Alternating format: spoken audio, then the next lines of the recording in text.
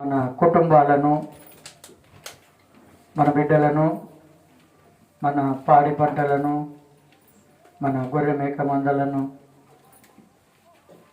కాపాడినటువంటి దేవునికి కృతజ్ఞతాస్తుతులు చెల్లించుకుంటూ, అదే రీతిగా ఆరోగ్యాలను ఇచ్చినటువంటి దేవునికి, ఆయుష్ ఇచ్చినటువంటి దేవునికి, తన రెక్కల కింద మనందరినీ భద్రంగా దాచుకున్నటువంటి దేవాది దేవునికి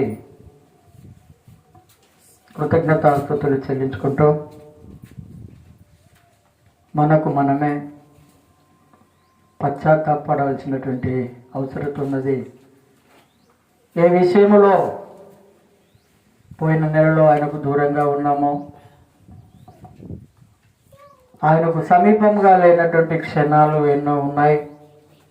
అందుకే అంటున్నాడు, ఈ జనులు లెక్కలేనన్ని రోజులు నన్ను మర్చిపోయి ఉన్నారు.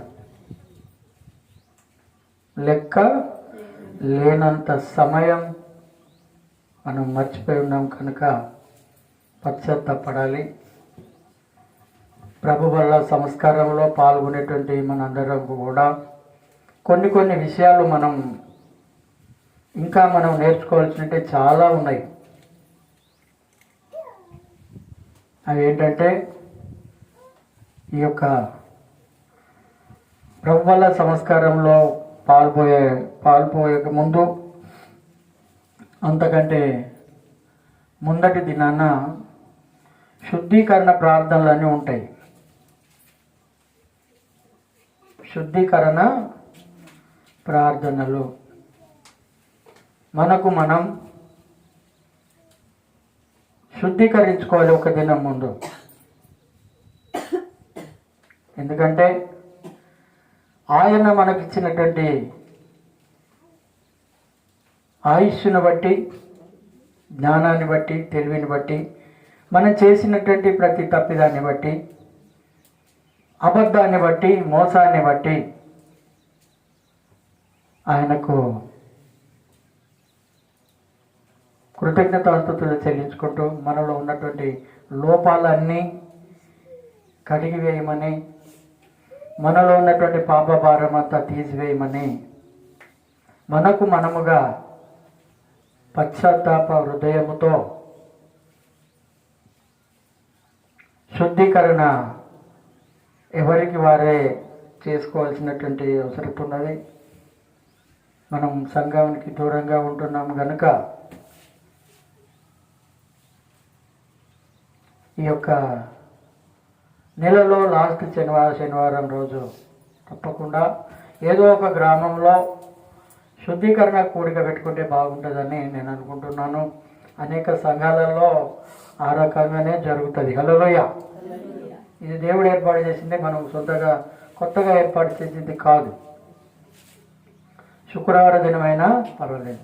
అందుకే మనం ఎప్పుడు కూడా డైరెక్ట్ శుద్ధీకరణ కూడిక అయిన తర్వాతనే ప్రభు వల్ల తీసుకోనికి ఆస్కారం ఉంటుంది కనుక అందరూ మనం గమనించుకుందాం. దేవుడు ఎన్నో మాటలు మనకు చెప్తున్నాడు, కానీ మనం వాటిని వినడం లేదు. ఆయన మాట్లాడే ప్రతి మాటలో సత్యం ఉంది, జీవం ఉన్నది. సరే, ఏదేమైనప్పటికీ ఈరోజు మనం ప్రత్యేకమైనటువంటి సమయంలోకి వచ్చి ఉన్నాము కనుక ఈ 119వ సంకీర్తనలో 121వ వచనం మనం మొదటిగా ధ్యానించుకుందాం. నేను నీతి న్యాయములను అనుసరించుచున్నాను, నన్ను బాధించు వారి వశములో నన్ను విడిచిపెట్టకుము. మొదటి మాట మనందరం కూడా మరొకసారి మనం ధ్యానించుకొని మన హృదయాలను సరి చేసుకుందాం. నేను ముందు చదువుతాను, తర్వాత నా వెనుక మీరు అందరూ కూడా చదవండి. నేను నీతి న్యాయముల అనుసరించుచున్నాను. నేను నీతి న్యాయముల అనుసరించుచున్నాను. మనం ఎంతవరకు దీన్ని అనుసరిస్తున్నాం?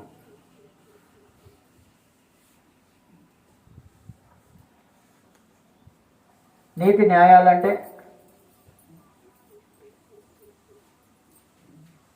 నీతి అంటే ఏంటి?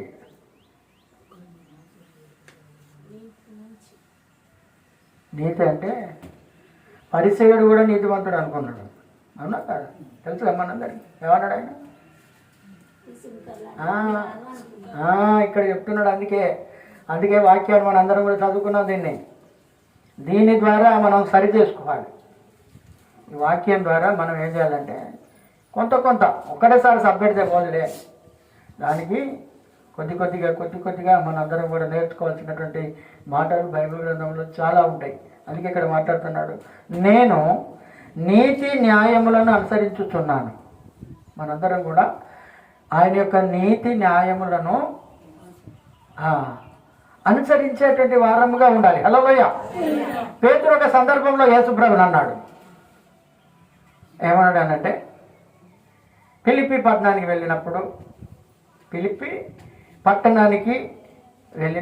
కైసర్యకు వెళ్ళినప్పుడు అక్కడ శిష్యులను అడుగుతున్నాడు, నా గురించి ఇక్కడ ఈ ప్రాంత ప్రజలందరూ ఏమనుకుంటున్నారు?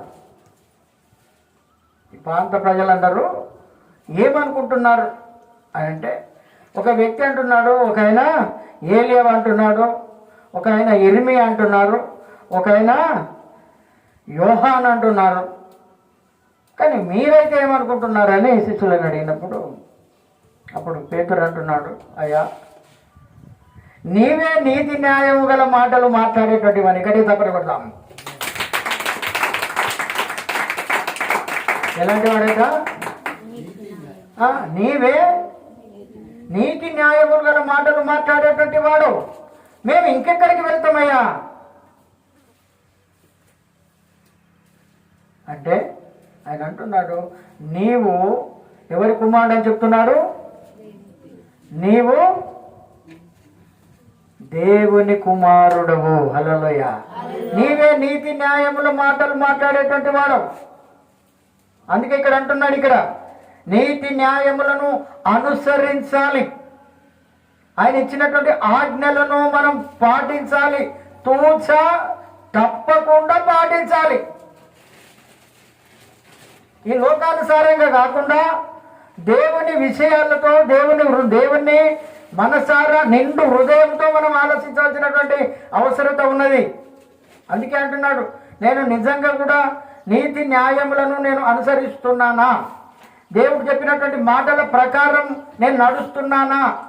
నేను చూస్తున్నానా? నేను గడుపుతున్నానా? నేను బ్రతుకుతున్నానా?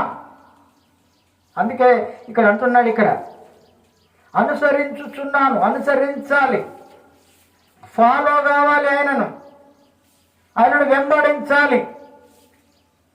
ఆయనను వెంబడించాలని అంటే చాలా లా అండ్ ఆర్డర్, నీతి న్యాయాలను అంటే లా అండ్ ఆర్డర్ అన్ని పాటించాలి. హల్లెలూయా. ఏదో మనం ఇష్టానుసారంగా జీవించనీకి కాదు. కొన్ని ఆజ్ఞలు ఉంటాయి. తల్లిదండ్రుల పట్ల భయభక్తులు వేరే ఉంటాయి, గురువుల పట్ల భయభక్తులు వేరే ఉంటాయి, దేవుని పట్ల కూడా భయభక్తులు వేరే ఉంటాయి. కోర్టులో వేరే ఉంటుంది, న్యాయస్థానంలో వేరే ఉంటుంది. ఇవన్నీ కూడా నీతి న్యాయాలు. అందుకే ఇక్కడ అంటున్నాడు, ఇక్కడ నేను అనుసరించుచున్నాను. అందుకే ఇక్కడ మాట్లాడుతున్నాడు, నన్ను బాధించు వారి వశమున నన్ను విడిచిపెట్టకు. నన్ను బాధించేవారు చాలా మంది ఉన్నారు, మళ్ళీ నన్ను బాధ పెట్టే వాళ్ళు ఉన్నారు, లేరా? ఏ విషయంలో? మన సమస్య సొంత విషయాలలో కాదు, దేవుని విషయాలలోనే దేవునితో ఉండేవారే చాలా మంది బాధ పెట్టే వాళ్ళు కూడా ఉన్నారు. బాధించు వారి వశమున, వారి చేతిలో నేను పడకుండా నన్ను విడిచిపెట్టకుము. విడిచిపెడితే ఏం చేస్తారు? వాళ్ళు బాధిస్తారు. హల్లెలూయా. యేసయ్యను బాధించినట్టుగా మనలను కూడా బాధించేటువంటి వాళ్ళు ఉన్నారు. ఈ లోకం ఎప్పుడు కూడా మనలను బాధిస్తూనే ఉంటుంది, అది విమర్శిస్తూనే ఉంటుంది. అందుకే మాట్లాడుతున్నాడు ఇక్కడ 122వ వచనం, మేలు కొరకు పూట పడుము యుందురుగాక. మేలు కొరకు మేలు కొరకు నీ సేవకునికి ఏం చేయమంటున్నాడు? పూట పడడం అంటే పూట పడడం అంటే సహాయం చేయాలి. పూట పడము, పూట పడడం అంటే ఉపవాసం ఉండాలి, ఒక పూట ఆఫ్ చేసుకోవాలి. పూట పడడం, పూట పడడం. మేలు చేయనికి ఆయన మనకు పూట పడేటట్టు వాడున్నాడు. చూడండి, వెనకటి తల్లిదండ్రులు ఏమంటారంటే, రే కడుపు కట్టుకొని తిని తాగక నీకు పెట్టాంరా, మేలు చేయని కోసం, నిన్ను బ్రతికించని కోసం. ఈరోజు నీ కంటికి కనపడతలేవురా, ఈరోజు నీ భార్య నీకు ఎక్కువైపోయింది, నీ భార్య మాట విని మమ్మలను కలగాంతలేవు. హల్లెలూయా. అందుకే ఇక్కడ మాట్లాడుతున్నాడు. ఏమంటున్నాడు ఇక్కడ? మేలు కొరకు, మేలు కొరకు. ఆయన మేలు చేసే దేవుడు. ఆయన దాహాన్ని సైతం లెక్క చేయకుండా, బాధలను సైతం లెక్క చేయకుండా, ఇరుకులను సైతం లెక్క చేయకుండా, కొరడాల సైతం లెక్క చేయకుండా నీకు మేలు చేయాలని, నీ కుటుంబానికి మేలు చేయాలని, నీ పిల్లలకు మేలు చేయాలని, నువ్వు చేసేటువంటి పనులలో మేలు చేయాలని ఆయన ఏం చెప్తున్నాడట? పూట పడతా ఉన్నాడట. హల్లెలూయా. అందుకే ఇక్కడ అంటున్నాడు, మేలు కొరకు నీ సేవకునికి పూట పడుము. గర్విష్ఠుడు నన్ను బాధింపక. గర్విష్ఠులు ఎప్పుడు కూడా మనలను బాధ పెడతానే ఉంటారు. హల్లెలూయా. యేసు ప్రభు గర్వం ఉంటుంది. కొంతమందికి డబ్బు ఉంటే గర్వం, అందం ఉంటే గర్వం, తెలివి ఉంటే గర్వం. అందుకే ఇక్కడ మాట్లాడుతున్నాడు. ఇక్కడ గర్విష్ఠులు ప్రతి చోట ఉంటారు, అపహాస్యకులు ప్రతి చోట ఉంటారు, నిందించేవారు ప్రతి చోట ఉంటారు, అపహసించేవారు ప్రతి చోట ఉంటారు. అందుకే అంటున్నాడు, గర్విష్ఠులు నన్ను బాధింపక యుందురుగాక. ఇంకో మాటలో మాట్లాడుతున్నాడు చూడండి, నీ రక్షణ కొరకు నీతి గల నీ మాట కొరకు కనిపెట్టుచు నా కన్నులు క్షీణించుచున్నవి. హల్లెలూయా. ఎట్లా ఉన్నాయట? నీ రక్షణ కోసం అందరు చాలా మంది దళ్ళుకున్నట్టు అనిపిస్తుంది కదా, సంతోషంగా లేరు. హల్లెలూయా. ఏదో పోగొట్టుకున్నట్టుగా దిగాలుగా, ఏమైనా మర్చిపోయచ్చిల్లా ఇంటికాడ, తాళం వేయలేదనో, స్టవ్ మీద అన్నం ఉన్నదనో, ఏమన్నా అట్లే బావి కాడ ఎట్లయితుందో, భూముల కాడ ఎట్లయితుందో అని బలవంతంగానైతే రాలే కదా, తప్పని పడదాం గట్టిగా. అందుకే అంటున్నాడు ఇక్కడ, నీ రక్షణ కొరకు. రక్షణ అంటే ఏంటండి? రక్షణ అంటే ఏంటి? రక్షణ కొరకు నీతి గల కనిపెట్టుచు. ఆయన నీతి గల మాట కొరకు. హల్లెలూయా. రక్షణ కొరకు. రక్షణ లేని వాళ్ళు లక్షల కొద్ది మంది ఉన్నారు. కానీ మనం మాత్రం ఏం చేస్తున్నాం? మంచిగా నిద్రపోతున్నాం, మంచిగా నిద్రపోతున్నాం. క్రైస్తవుల ఆశ ఏముండాలి తెలుసా అండి? రక్షణ లేని ప్రజలట లక్షల కొలది ఉన్నారట. ఎంతమంది ఉన్నారట? లక్షల కొలది. మాట్లాడండి, ఎంతమంది ఉన్నారట రక్షణ లేని ప్రజలు? మరి లక్షల కొలది ఉంటే మనం ఏం చేయాలి? ఇంకా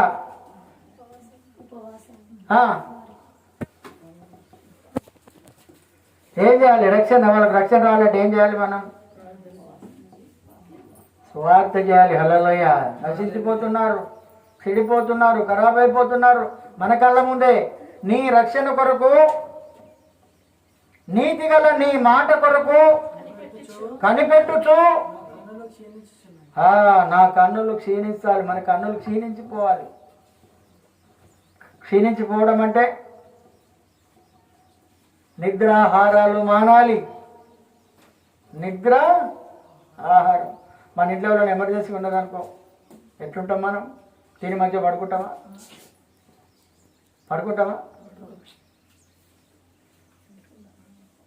ఎవరైనా చనిపోతే మనం మనం పడుకుంటామా సీరియల్ ఇట్లా పెట్టుకొని? అందుకే అంటున్నాడు ఇక్కడ. ఆయన ఏమంటున్నాడు అంటే,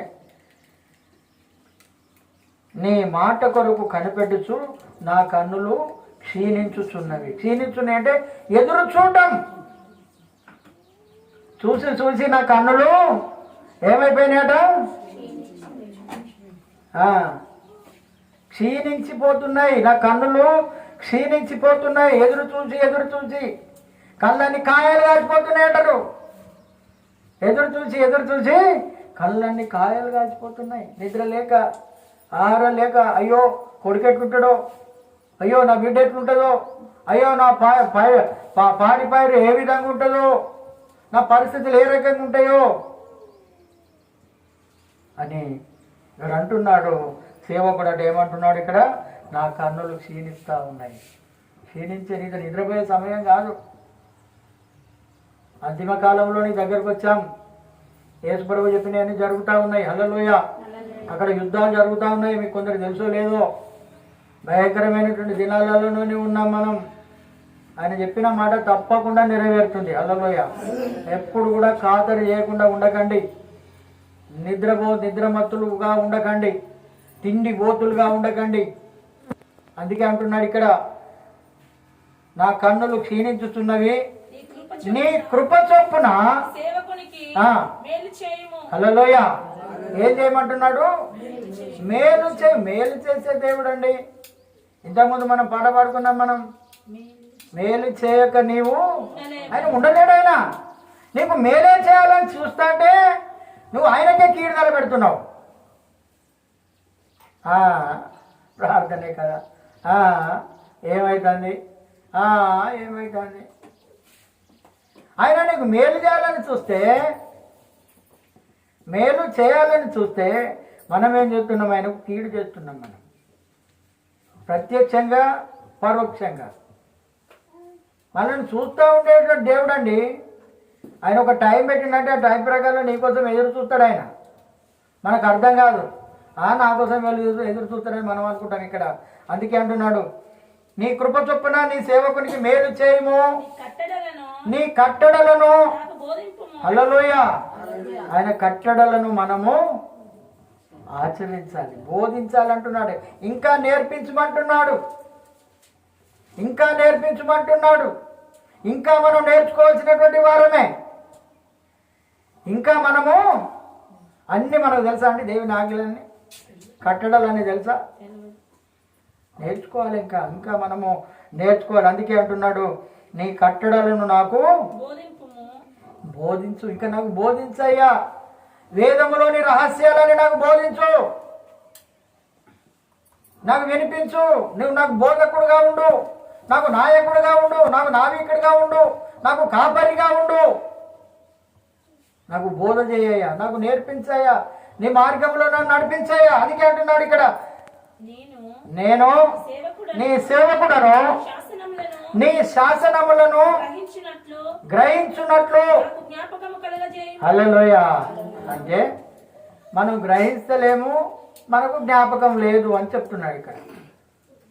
ఏమంటున్నాడు సేవకుడు? ఏం మాట్లాడుతున్నాడు ఇక్కడ? నీ శాసనములు నేను గ్రహించున్నట్లు. జ్ఞానము ఏం కలిగజేయమంటున్నాడు? మరి మనకు జ్ఞానం ఉందా? మనలో జ్ఞానం ఉంటేనట దేవుడు సంతోషిస్తాడట. గట్టిగా చప్పట్లు కొట్టండి. మనలో కనుక జ్ఞానం ఉంటే, మనలో జ్ఞానం ఏది? ఈ లోక జ్ఞానం కాదు, ఈ లోకములో ఉన్నటువంటి జ్ఞానము కాదు. ఈ లోక జ్ఞానం అంటే వెర్రితనమాట. సామెతల గ్రంథం 13వ అధ్యాయం, ఒకసారి నేను రాత్రి చదువుకున్నటువంటి వాక్య భాగం.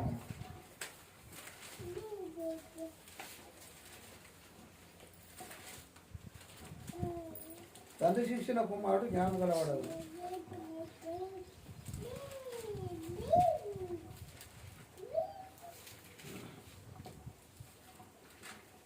జ్ఞానుల ఉపదేశము జీవభూత.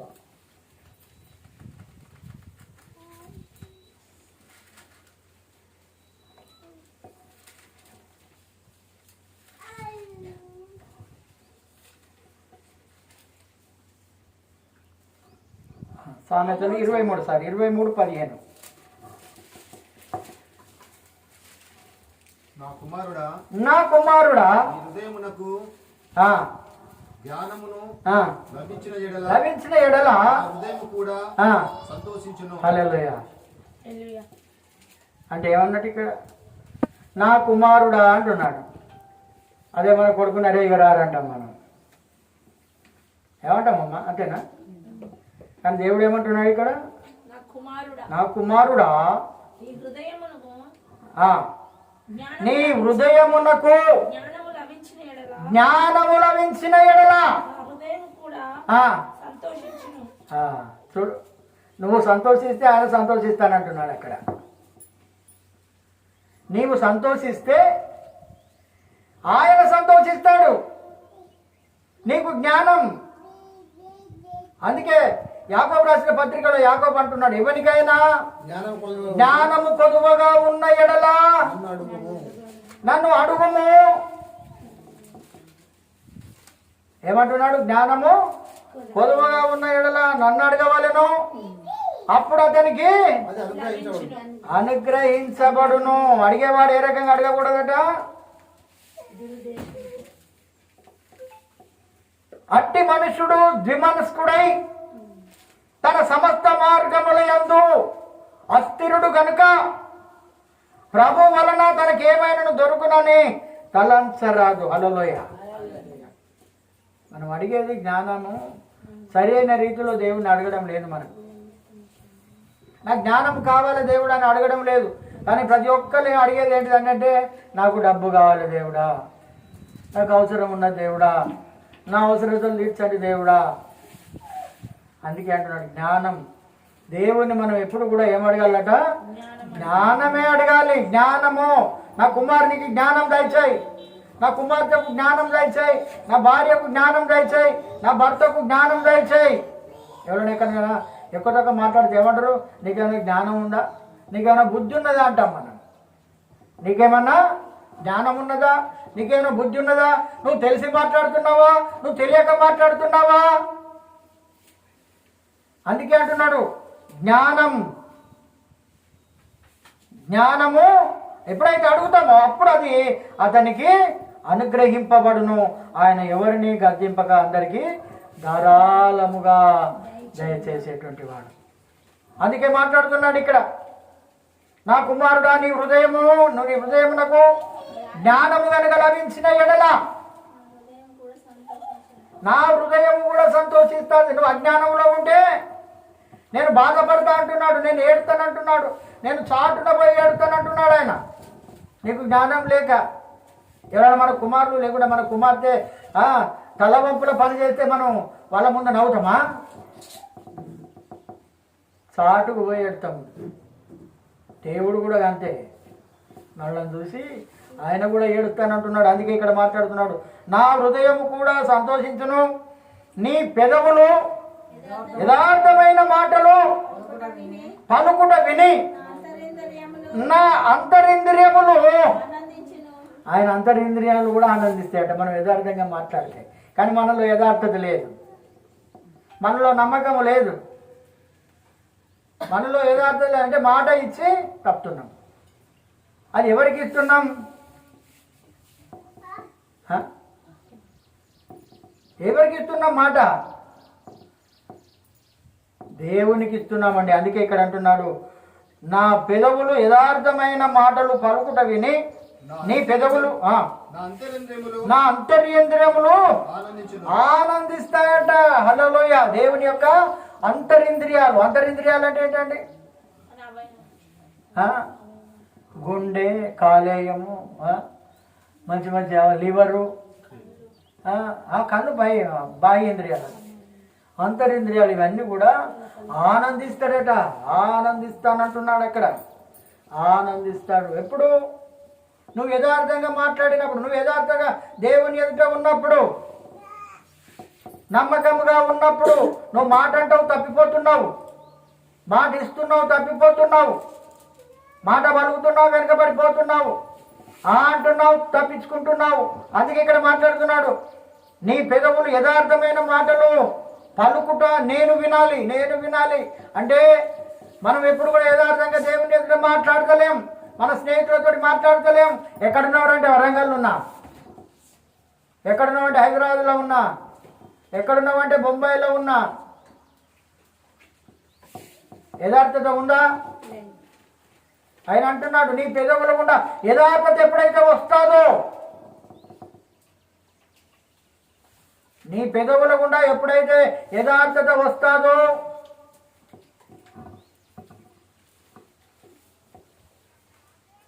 మాటలు పలుకుట విని నా అంతరింద్రియములు ఆనందించును అని మాట్లాడుతున్నాడు.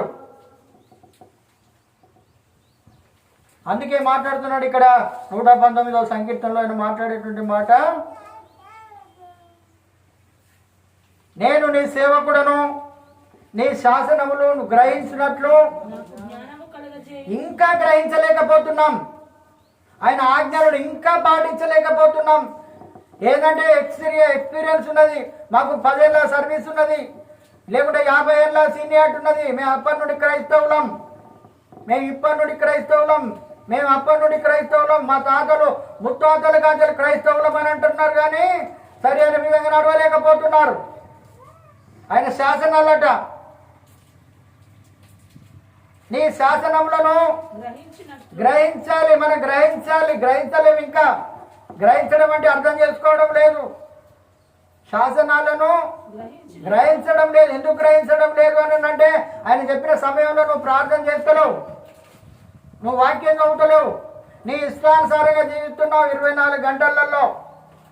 నా బంధువులు అంటున్నావు, నా స్నేహితులు అంటున్నారు, నా యొక్క బంధువు లేకపోతే నా భర్త, లేకపోతే నా భార్య, నా పిల్లలు, మా కుటుంబమే మా యొక్క ఇది అని మనం అనుకుంటున్నాం. అందుకే దేవుడు అంటున్నాడు, ఎవడైనా లోకమును ప్రేమించిన ఎడలా వానిలో ఉండదు. హల్లెలూయ. వాళ్ళు పెడితే పెళ్లి కొడతారు, లేకుంటే సావే కొడతారు, ఎవరైనా కానివ్వండి. నీ బంధువులు కావచ్చు, స్నేహితులు కావచ్చు, మనం మేలు చేసినప్పుడే మన దగ్గరకు వస్తారు. ఎప్పుడైనా కొద్దిగా లెఫ్ట్ అయినామని అనుకో మన దగ్గరికి ఎవరు రారు. అందుకే ఇక్కడ మాట్లాడుతున్నాడు, ఇక్కడ ఏమంటున్నాడు, శాసనాలను మనం గ్రహించడం లేదు. ఇలా 12 గంటలకు సుట్టపైన వస్తాడంటే ఆయన కోసం ఎదురు చూస్తున్నాం, 12 గంటలకు ట్రైన్ వస్తుందంటే ట్రైన్ కోసం ఎదురు చూస్తున్నాం. అంతేనా? శాసనాలు అంటే ఆయన ఒక టైం పెట్టాడు మనకు. హల్లెలూయ. సమయమును పాటించండి, సమయమును పోనీయక సద్వినియోగము చేసుకొనుచు అజ్ఞానుల వలె కాక జ్ఞానుల వలె ఉండాలని అంటున్నాడు ఇక్కడ. మనం అజ్ఞానులము కాదు, మనం జ్ఞానులం. మరి జ్ఞానం మనకు రావాలని అంటే శాసనాలను పాటించాలి, ఆయన శాసనాల వెంట మనం ఉండాలి. హల్లెలూయ. మా హృదయం అనేటువంటి పలక మీద ఆయన శాసనాలు రాస్తానన్నాడు. హల్లెలూయ. ఏం రాస్తాడు? ఇంతకుముందు ఎక్కడ రాసిండ శాసనాలు?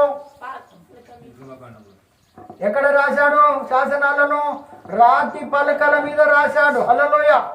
ఎక్కడ రాశాడు ఆయన? రాతి పలకల మీద రాసినటువంటి ఆ శాసనాలను ఇప్పుడు మనకి ఎక్కడ రాస్తానంటున్నాడు ఆయన?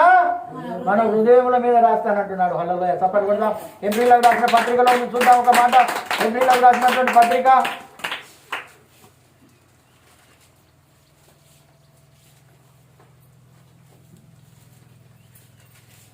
8వ అధ్యాయం 10వ వచనం. ఆ దినములైన తర్వాత ఇశ్రాయేలు ఇంటి వారితో నేను చేయబోవు నిబంధన ఏదనగా వారి మనసులో నా ధర్మ విధులను ఉంచెదను, వారి హృదయముల మీద వాటిని రాయుతును, నేను వారికి దేవునై యుందును, వారు నాకు ప్రజలై యుందురు. హల్లెలూయ. ఎక్కడ రాస్తానంటున్నాడు? ఆయన శాసనాలు ఎక్కడ ఉండాలి? ఎక్కడ ఉండాలి? అందుకే అంటున్నాడు ఇక్కడ, శాసనాలు మన హృదయంలో ఉండాలి, కాషన్స్ మన హృదయంలో ఉండాలి, హెచ్చరికలు మన హృదయంలో ఉండాలి. దేవుడంటే భయం ఉండాలి, దేవుడంటే భక్తి ఉండాలి. దేవుడంటే భయము భక్తి ఉండాలి. అందుకే ఇక్కడ మాట్లాడుతున్నాడు. ఆయన మాట్లాడేటువంటి పాట, వారి మనసులో నా ధర్మ విధులను ఉంచెదను, వారి హృదయముల మీద. హల్లెలూయ. ఇంకా 5 వచనం చదవండి. 9వ వచనం. అది నేను ఐగుప్తు దేశములో నుండి మీ పితరులను వెలుపలికి రప్పించినప్పటికై రప్పించుటకై వారిని ఆ, చేయి పట్టుకొనిన దినమున చేయి పట్టుకొనిన దినమున వారితో నేను చేసిన వారితో నేను చేసిన నిబంధన వంటిది కాదు. ఏలయనగా వారు ఆ, నా నిబంధనలో ఆ, విలువలేదు. నిలవలేదు. హల్లెలూయా. నా నిబంధనలో నిలవలేదు. మనం కూడా నిలవడం లేదు. ఏదో టూకిగా తీసేస్తున్నాం ఆయన శాసనాలను, టూకిగా చిన్నగా తీసేస్తున్నాం. ఏంటట ఆయన యొక్క శాసనాలను ఏం చేస్తున్నాం మనము? ఆయన నిధులను, ఆయన విధులను, ఆయన ఆజ్ఞలను ఈజీగా కట్టెపుల్ల తీసినట్టుగా తీసేస్తున్నాం మనం. అందుకే మాట్లాడుతున్నాడు ఆయన మోసేకి ఇచ్చినటువంటి ఆజ్ఞలలో, మోసేకు చెప్పినటువంటి మాటలలో చిన్న పొరపాటు చేస్తే ఎంత పెద్ద శిక్షించుంటూ తెలుసు కదా మీకు. ఏం చెప్పిండు ఆయన? చూడండి సంఖ్యాకాండం, ఒకసారి తీయండి సంఖ్యాకాండం.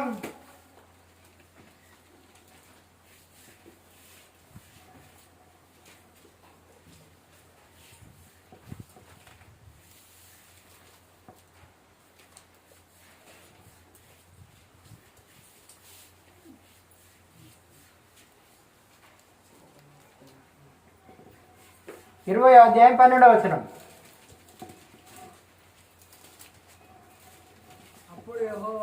అప్పుడు యెహోవా మోషే అహరోనులతో ఆ, మీరు ఇశ్రాయేలీయుల కన్నుల ఎదుట నా నా పరిశుద్ధతను సన్మానించినట్లు నన్ను నమ్మకపోతిరి గనుక ఈ సమాజంలో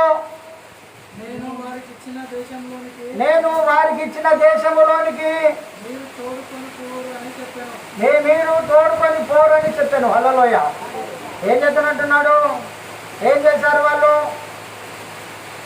ఏం చేశారు? అర్థమైందా? పై వచనాలు మనకేం అర్థమైనయా? బండతో మాట్లాడు బాబు అని అంటే, బండతో మాట్లాడకుండా మీకు నీళ్ళు కావాలా ద్రోహులారా, మీరు మాకు ఇన్ని పనులు చేసినా మీకు నీళ్ళు కావాలా అని బండతో ఉండేసరికి ఆయన పరిశుద్ధతను, ఆయన నిబంధనను తీసివేసినందుకు ఆయన ఏం చేశాడు? ఏం చేశాడు? చదువుకున్నాం కదా.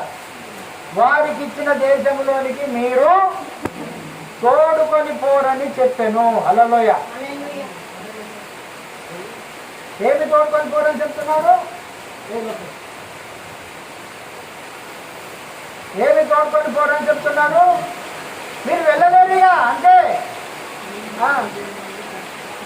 ఆయన ఇచ్చినటువంటి ఆజ్ఞలను, కట్టడలను ఎవరు కూడా పాటించడం లేదు. అందుకే మాట్లాడుతున్నారు ఇక్కడ. ఇంకొక మాట, మొదటి సమయాలు 13వ అధ్యాయం 8వ వచనం చూసుకుందాం. మొదటి సమయాలు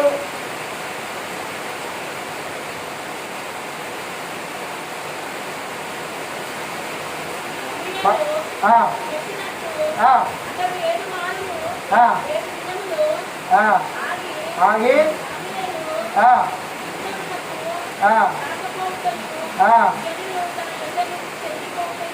చూసి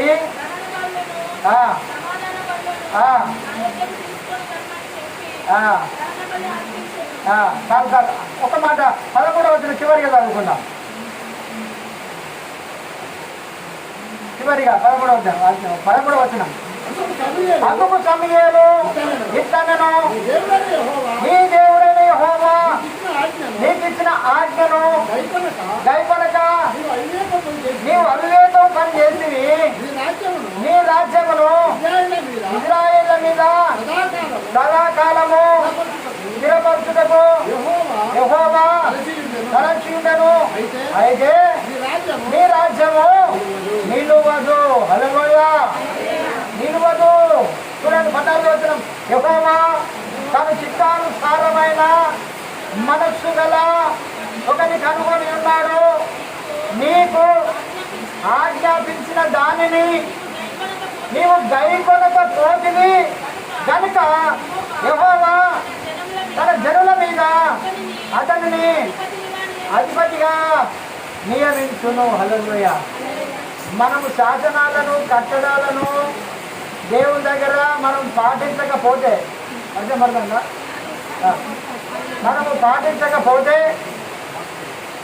మనము పాటించకపోయినట్టయితే తప్పకుండా వీటన్నిటి విషయములో దేవుడు మనందరినీ కూడా దూరం చేస్తానంటున్నాడు ఇక్కడ. హల్లెలూయ. అన్నిటి విషయంలో దేవుడు మనలను దూరం చేస్తానని అంటున్నాడు ఇక్కడ. అందుకే పరిశుద్ధాత్మ దేవుడు తెలియజేసేది ఏంటి అంటే మన దేవుని యొక్క శాసనాలను దేవుని యొక్క కట్టడలను మనము పక్కకు తోచిపెట్టినట్టయితే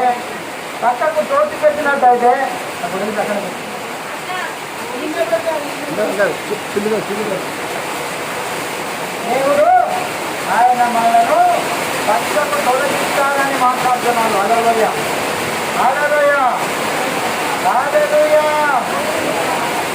సంతోషమే